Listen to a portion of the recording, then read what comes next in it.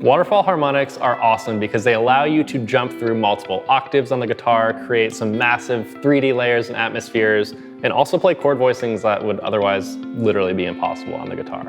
Today, I'm going to teach you how to play waterfall harmonics. Now, this technique was originally developed by one of my favorite guitar players ever, Lenny Breau. Spelling in that last name, B-R-E-A-U, just in case you want to check him out. Now, waterfall harmonics imitate the sound of a harp, which creates a really beautiful cascading effect and allows you to jump through multiple octaves. Like, think of a harp player, right? When they're playing, they have all the low notes right here and then all the higher notes right here, so they can go from the lowest register to the tippity top, like in one movement, right? Whereas on guitar, if we wanted to do that, we'd have to go from here to here. Kind of impossible. So waterfall harmonics are going to give us that ability to jump through multiple ranges. I use this technique live all the time, especially in the recording studio. You can really achieve some massive 3D layers and atmospheres. You can also generate chord voicings that would otherwise be completely impossible on the guitar. So a lot of cool stuff to check out with the chord quake technique. Let's dive in. So the biggest hurdle that we need to overcome with the waterfall harmonic technique is going to be our right hand. Now, traditionally, when you think of harmonics, you probably think all your harmonics at the 12th fret, at the 5th, or the 7th fret, right? And this is actually a really important thing that we're going to need to pay attention to. I want you to pay attention to the amount of pressure that you use with your left hand when you play a harmonic on the 12th fret. So just play a harmonic on the high E string right now, okay? Now keep in mind how much pressure, you're not pushing that note down to fret it, right? You're just gently hovering above it. Now with waterfall harmonics, we need to do this movement here, hover above the 12th fret and pick it, but we're gonna do all that with just one hand. So let's take a look first using our pointer finger and our thumb. Our thumb is gonna be our pick, and our pointer finger on the right hand is gonna imitate exactly what the pointer finger right here on our left hand was doing. So hover your pointer finger over that string with the same amount of pressure as it is when you're using your left hand. Okay, so I'm not pushing down, I'm not fretting it, I'm just right above the fret. Now, our thumb is gonna come into play here, and we're gonna actually pluck that string to generate the harmonic. Now, this might be a little confusing at first and a little uncomfortable for your hand. So something to pay attention to, don't be putting your thumb all the way back like this. It's gonna make it really hard. If your thumb is also really close to that fret, you won't even really get the harmonic. So I generally keep it, here I have like a 4 fret span, but that will change depending on what string I'm doing. So just for now, just try to get comfortable just even generating that harmonic. Don't worry about anything else right now. Don't worry about what your other fingers are doing. All I'm concerned about is hitting that harmonic note. Now, you might get a sound like this, where you're just hitting the open string, or maybe you're not quite hitting the fret correctly. So last thing to keep in mind is always put that finger right above the actual fret. That's going to help make those harmonics really shine through. So once you're comfortable generating the harmonics at the 12th fret, I want to start incorporating one more finger. So here I'm going to use my ring finger, and I'm going to actually use my ring finger to hit an open string. So what I'm going to do is I'm going to go between harmonic on the 12th fret of the G string, and then I'm going to use my ring finger to pluck the high E. So I'm doing harmonic on the G, pluck the high E.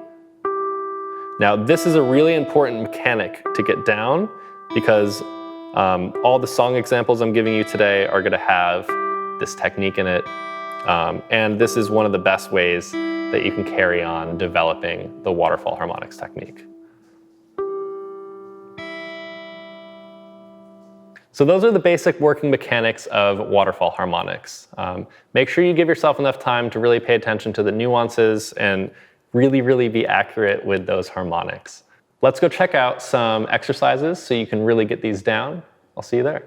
So for exercise 1, I'm gonna have us play a C major 7 chord only using harmonics. So we're actually gonna arpeggiate through this chord with our waterfall harmonics. So you can hear how this would sound. Here's my C major 7 chord, played normally.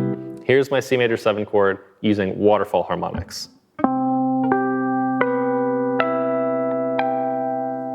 Right, so you see we instantly get that chord an octave higher. So this is kind of how I'm going to have you play this.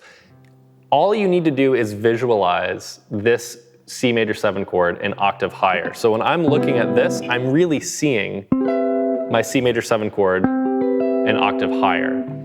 And mapping this out in your brain, all of these notes are where I'm actually going to attack my harmonics, right? So here I have my C, I'm envisioning my root up an octave, and I'm going to play the harmonic of that root. Now I'm going to envision the rest of the chord, harmonic, harmonic, harmonic, harmonic. Now practice this up and down, fast and slow. So let's first just try ascending it a couple times together slowly. 1, 2, 3, 4.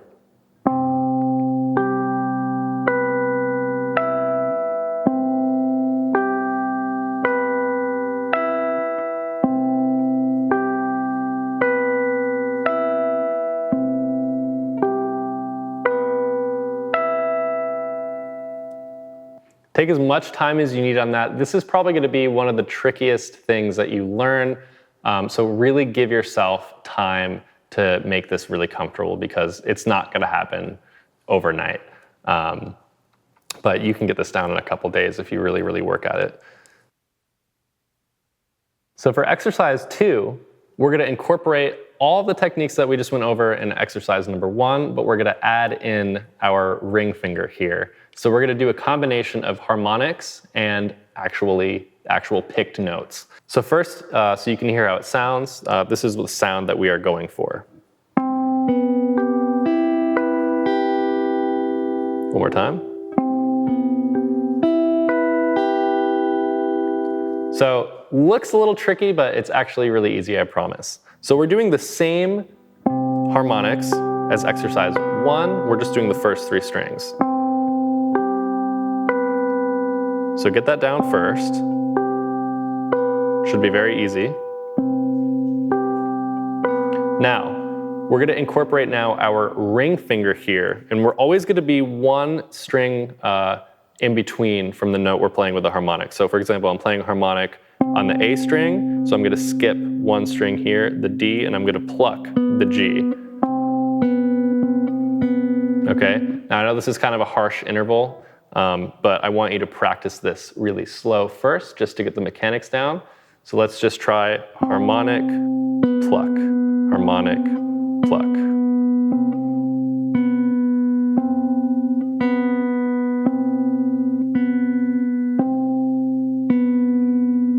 Now that's going to be the most important technique that you learn here, because this is what we're going to carry through all of the rest of the strings in the voicing. So if I were to carry that same idea to the rest of the voicing, moving on, moving on.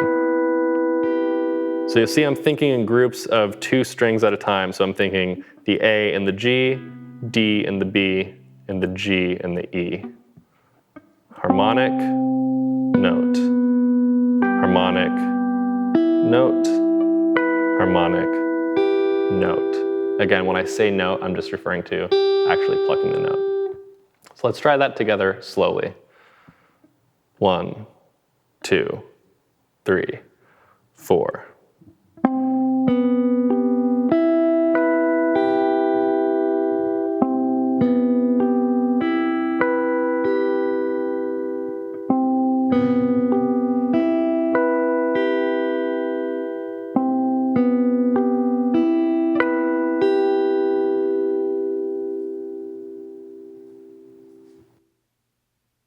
So for exercise number 3, we're going to combine everything that we just did. We're going to combine our harmonics with our actual notes, and we're going to incorporate 1 extra finger. This is a really, really big challenge here for you, but I know you can do it. So what we're going to do here is we're going to play the harmonic of our C major 7 root. So I'm getting the C an octave higher. Now we're going to incorporate 1 extra finger here, our middle finger.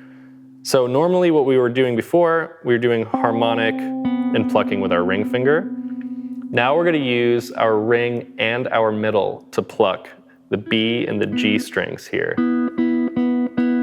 And check us out, we're going to do this at the same time we pluck the harmonic. So we're going to get harmonic and these two notes at the same time, which give us a kind of pseudo guitar voicing that shouldn't really be possible on the guitar. It would be if I played the C root here, it would give us this close voicing, which is impossible. No one can finger that, right? So put the C major 7 voicing down, harmonic on the root, and pluck the G and the B strings here. But we're going to do that at the same time.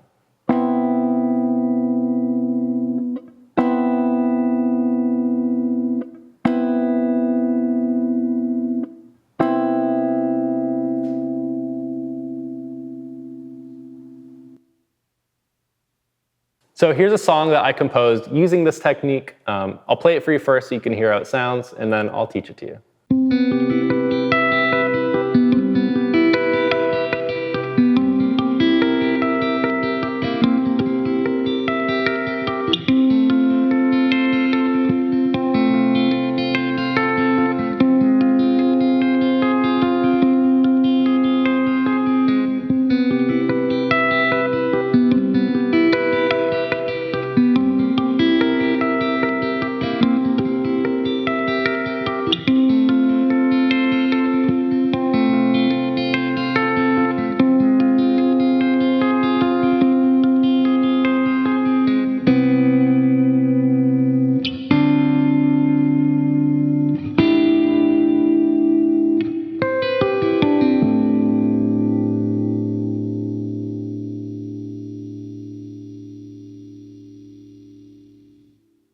This song is going to be incorporating all of the techniques that you just learned.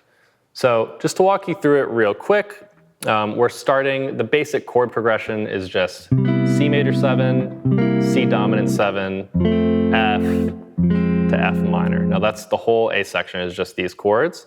We're just going to play those chords with our harmonics. So we're doing that idea of arpeggiating through each voicing, but we're doing harmonic, note, harmonic, note, harmonic, note, and we're doing that through each chord. So we have C major 7,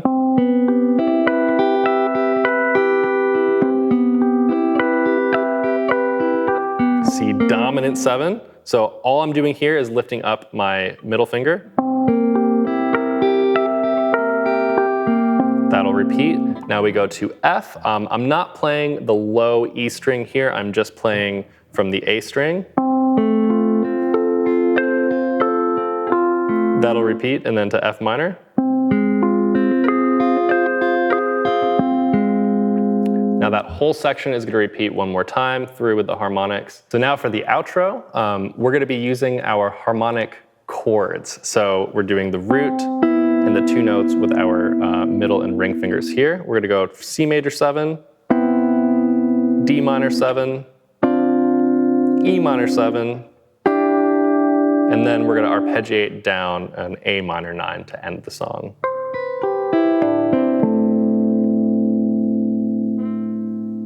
Here's that whole song slow.